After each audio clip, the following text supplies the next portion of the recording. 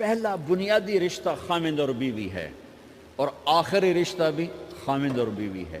لیکن اس وقت ہمارے معاشرے میں خامند سے زیادہ اس کے ماں باپ حق جتلاتے ہیں، خامند سے زیادہ اس کی بہنیں حق جلاتی ہیں، خامند سے زیادہ اس کے رشتہ دار حق جتلاتے ہیں، اور جھوٹی سچی شکایتیں لگا کر بیوی سے متنفر کرتے ہیں، اور کہیں بیوی کو خامند سے متنفر کرتے ہیں، آپس میں لڑائی لڑا کے پھر خوش ہوتے ہیں۔ میرے نبی سے پوچھا جائے یا رسول اللہ آپ کو سب سے زیادہ کس سے پیار ہے؟ تو آپ نے کہا عائشہ سے۔ اللہ، وہ جھینپ کے کہنے کہ نہیں، میں پوچھ رہا ہوں لوگوں میں آپ کو کس سے زیادہ پیار ہے؟ تو آپ کہتے ابو بکر سے۔ تو آپ نے پھر کہا ابوہا، مجھے عائشہ کے باپ سے زیادہ پیار ہے۔ پھر پہلے عائشہ کا، تو پھر کہتے ابو بکر۔ تو آپ نے کہا نہیں، ابوہا، مجھے عائشہ کے باپ سے سب سے زیادہ پیار ہے۔ یہ آپ کو میسج دیا ہے کہ گھر کی زندگی کیسے ہوتی ہے، کوئی عشق نہیں چڑھا ہوا تھا، میسج دینا۔ ام عائشہ چھوٹی عمر کی تھیں، ان کو آٹا گوندھ کے دیتے تھے، آٹا گوندھ کے دیتے تھے، پھر جب ان کو آٹا گوندھنا آ گیا پھر چھوڑ دیا، پھر ان کو سامنے بٹھا کر لقمے بنا کے کھلاتے تھے۔ پھر ام عائشہ رضی اللہ تعالیٰ عنہ کوئی گوشت کا ٹکڑا، وہاں بڑے بڑے گوشت کے ٹکڑے پکائے جاتے تھے، تو کوئی گوشت کا ٹکڑا اٹھایا اور ایسے 2-4 جگہ سے نوچا اور پھر رکھ دیا، سارا کھایا نہیں جاتا تھا، تو اللہ کے نبی اسی کو اٹھاتے اور حضرت عائشہ کو دکھا کر، جہاں سے حضرت عائشہ نے نوچا ہوتا تھا وہاں سے یوں کاٹ کے دکھاتے تھے۔ پھر حضرت عائشہ رضی اللہ تعالیٰ نے گلاس اٹھایا پانی پینے کے لیے، جہاں ہونٹ لگائے پہ گلاس رکھ دیا، بڑے بڑے گلاس ہوتے تھے، تو حضرت ہمارے نبی اٹھاتے تھے، جہاں عائشہ کے ہونٹ لگے ہوتے تھے وہاں ہونٹ لگا کے پانی پیتے تھے۔ یہ آپ کو سکھانے کے لیے ہے، اپنے گھر والوں کے ساتھ بیٹھ کے کھانا کھاتے۔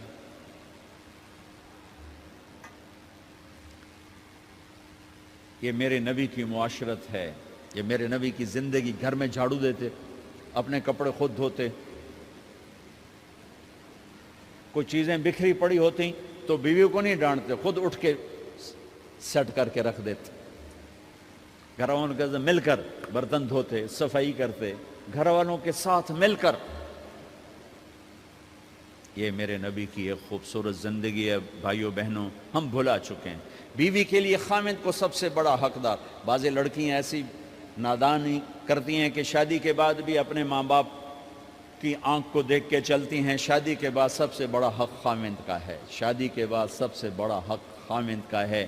ماں باپ پیچھے چلے جاتے ہیں، بہن بھائی پیچھے چلے جاتے ہیں، لیکن یہ نادانیاں بھی دیکھنے کو ملتی ہیں کہ شادی کے بعد بھی ماں باپ اپنی بچی کو اپنے قابو میں رکھنے کی ترتیبیں سوچتے ہیں تو وہ بھی اپنی بچی کا گھر برباد کر دیتے ہیں۔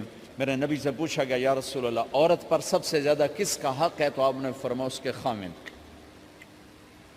ایک خاتون ہے، یا رسول اللہ میری شادی ہو رہی ہے تو میرے اوپر میرے خامد کا کیا حق ہے؟ تو آپ نے ارشاد فرمایا تیرے خامد کے جسم پر زخم ہوں، زخموں میں پیپ پڑ جائے اور تو اپنی زبان سے چاٹ کے زخم صاف کرے تو تو نے اپنے خامد کا حق ادا نہیں کیا۔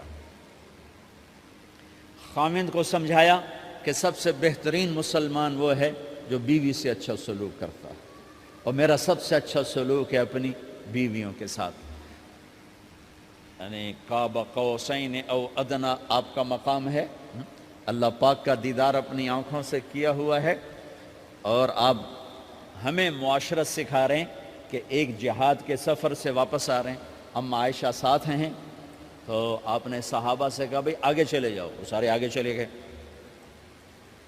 جب سارے نظروں سے غائب ہو گئے تو آپ نے کہا عائشہ دوڑ لگاؤ گی میرے ساتھ؟ عائشہ نے نہیں کہا، میرے نبی نے کہا دوڑ لگاؤ گی؟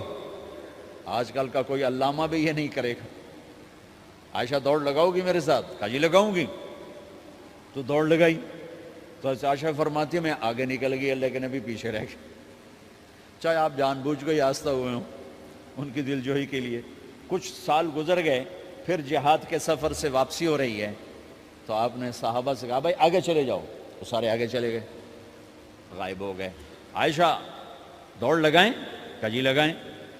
تو فرمایا کہ ان دنوں میں ذرا موٹی ہو گئی تھی، جب دوڑ لگائی تو اللہ کے نبی آگے نکل گئے، تو پھر آپ نے کہا عائشہ ہذہ بتلک، عائشہ اب تیرا میرا حساب برابر ہو گیا.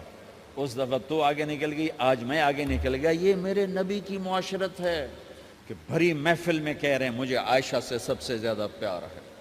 اور عرب میں عیب تھا، جیسے ہمارے ہاں بھی عیب ہے کہ کوئی بھری محفل میں کہ مجھے بیوی سے سب سے زیادہ پیار. کہ تیری ماں کتنے گئی؟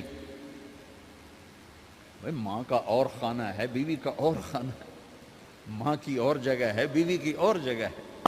تو میں آپ سب سے کہتا ہوں، ماں باپ کی وجہ سے بیویوں پہ زیادتی نہ کرو، بیوی کی وجہ سے ماں باپ پہ زیادتی نہ کرو.